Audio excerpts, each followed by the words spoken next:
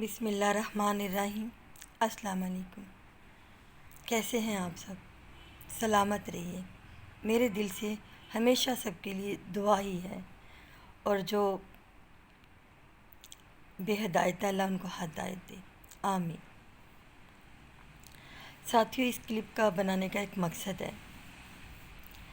میں آج کل میڈیا پہ دیکھ رہی تھی کہ کافی شاعری کو شعراء کرام اپنی شاعری کو پڑھ کر اور ویڈیو کلپ بنا کر اپلوڈ کر رہے تھے، اور وہ سراہی بھی جا رہی تھی۔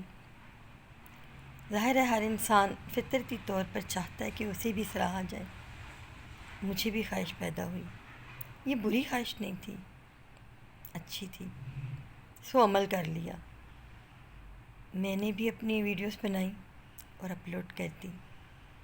آپ سب نے بہت سراہا، اللہ آپ کو اجر عظیم عطا کرے، آمین۔ مجھے بہت بزرائی ملی، اللہ تعالیٰ نے بہت کامیابی عطا کی، الحمدللہ۔ ابھی 2-4 روز ہی ہوئے ہیں، لیکن کچھ اپنے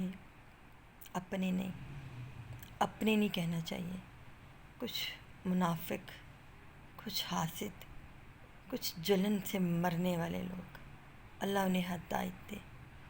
مجھے اپنا ایک شعر یاد آ رہا ہے۔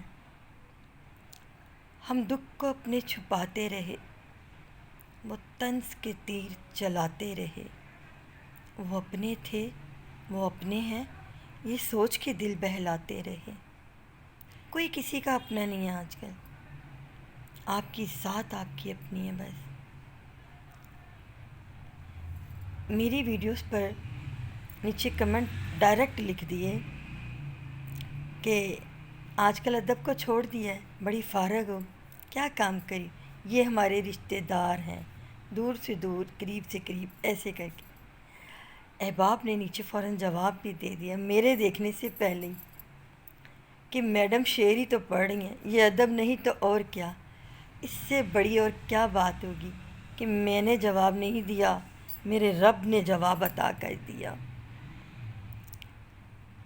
اگر میں اپنی کوئی ویڈیو بنا کر اپلوڈ کر رہی ہوں اور وہ بری نہیں کہ جس سے مجھے شرمندگی ہو یا معاشرے میں میرے کسی ملنے والے کو اس ویڈیو سے شرمندگی ہو، تو حاسد کو اتنی تکلیف کیوں ہو رہی ہے؟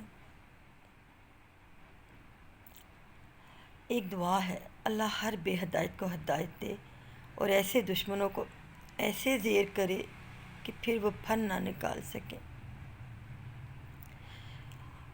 پھر اپنا ایک شعر یاد آ گیا۔